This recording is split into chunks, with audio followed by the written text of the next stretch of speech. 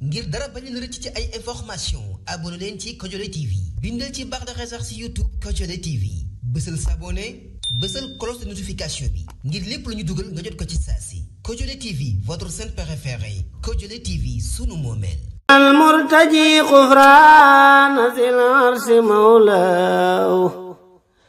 إلى الخضر من خنزيز من قل شرواه. asalaamaaleykum wa rahmatullahi wa barakaatuhu ci ndigal Cheikh Mouhamadul Mountakha Mbacké al xalifatul aam li tariqatil muridiyya yàlla na fi yàgg te wér ci kilifteefu Sëriñ Bousso Bangaaj xalifa mboolem njabootu Mbusoobe gi yépp association culturelle famille Mbusoobe di mbooloo mi lënkale mboolem njabootu Sëriñ Mbusoobe Bousso ak Sëriñ Saa Bousso ñooy ànd ak mboolem njabootu Mbusoobe gi yépp di am mbégte mu rëy di leen yëgal ak a fàttali bëccëg gu fàttaliku ak ñaanal gu ñu baaxoo defal seen maam Sëriñ Mbusoobe ak Sëriñ Saa Bousso ca Mbàkke Bawal di bis bu njaboot gi baaxoo daje yendoo jàng alquran ak xasida ziyaarante nemekonte waxtaane seen baaxu maam royaat leen dund leen muy war a doon alxamis 11 décembre 2025 alxamis 11 décembre foofee ca Mbàkke Bawol ren ji nag ñu jàpp ko amal ci daara Sëriñ Mbusoobe ji ko Sëriñ Tuubaa rafatale woon mu uuf armeeli Mbàkke yi féete ko soow màggalu Sëriñ Mbusoobe ak Sëriñ Saa Bousso di bis bu am solo bu ñëpp war a bàyyi xel ndax barke maam yu tedd yooyu saawaan ci mboolem njaboot gi sëriñ bi am na njaboot gi di ko yëgal mbooleem képp ko askanoo ci Sëriñ Mbusoobe ak Sëriñ Saa Bousso waaye di ko yëgal mbooleem ko askanoo ci maam Maram Mbàkke ak wàllu goo ci mën a bokkee sëriñ bi itam di ko yëgal waa kër Seexul Xadim gépp li tàmbale Seex Mouhamadou Moustapha ba ci Seex Mouhamadou Murtada soxna Faat Ja ba ci soxna Maymunatu di ko yëgal mbooleem Seexul Xadim yépp ak mbooleem bokki afe gépp waaye di ko yëgal mbooleem taalibe yépp dëkkandoo yi xarit yi wala rëy sëriñ bi bàyyiwul kenn bàyyiwul ñenn di ko yëgal itam son excellence Bassirou Diomaye Diakhar Faye président de la République du Sénégal et son premier ministre monsieur Ousmane Sonko monsieur El Hadj Malick Ndiaye président assemblée nationale di ko yëgal Cheikh Bamba Cissé ministre de l'intérieur di ko yëgal gouverneur de Diourbel préfet de Mbacké maire de Mbacké Galoba di ko yëgal sous-préfet de Ndam ak monsieur Abdoulahad Ka maire de Touba ak mbooleem équipe municipale bi yépp waaye itam di beral ak woo honorable député Serigne Cheikh Thioro Mbacké bokk ci kër gi am fi taxawaay yu ràññiku ak mbooleem autorité administrative yi nekk ci département de Mbacké waaye itam njaboot gi di ko yëgal Pape Mamax Lissa Ndiaye opérateur économique ci Mbacké di ca woo itam monsieur le maire Abdou Mbacké Ndaw bokk ci njaboot gi waaye itam di ko yëgal jàngalekat yi alquran yi ak jàngkati xasida yi bàyyiwuñ kenn programme ba bu ñu xëyee daañu fa yendoo jàng alquran ak xasida ba bëccëg 14h ñu julli bernde 15h ñu amal fa waxtaanu diine wu am solo war koo ànd ak Sëriñ Mamour Mbacké Amdi ci tombub jikko ju rafet ak ni ko Cheikh Ahmadou Bamba doon misaale wante bis bu màgg bi itam daana ko waajale ci ay jotaayu xam-xam yu am solo lu ci mel ne table ronde bu ñu war a amal ci njabootu soxna Awa Bousso ñu koy amalee kër Cheikh Mouhamadou Fadel Mbacké gi ci jumaa ji war faa waxtaane ak mbokkoo ci pas-pas jëlee exemple yi ci ni ko sunu maam yi daan dundee war caa ànd ak Cheikh Sidi Muxtar Ka ak Sëriñ Fallou Bousso Tamba muy war a doon 26 novembre 2025 màggalu Sëriñ Mbusoobe ak Sëriñ Saa Bousso 11 décembre 2025 foofee ca Mbàkke Bawal ci daaray Sëriñ Mbusoobe ji ko Sëriñ Tuubaa rafatale woon mi ngi uuf armeeli Mbàkke féete ko sow 350 mètres dox digganteem ak tali bi fii janoo ak lycée de Mbàkke association culturelle famille Mbusoobe di soññi mboolem sët ak sataat yi aju ci kër Sëriñ Mbusoobe ak Sëriñ Saa Bousso ci ñu gën a farlu gën a fonk liggéey bi soññu njaboot gi ci ñu gën a fonk addiye yi te jàppaat ci bis bi nga xam ne amuñu benn bis bu ko sut màggalu Sëriñ Mbusoobe ak Sëriñ Saa Bousso édition 2025 alxamis 11 décembre sëriñ bi te ko yëgal ñëpp di seeni ñëpp di ñaan na képp ko ci daw suñu borom defar say mbir zahir wa batinan ci barke Seexul Xadim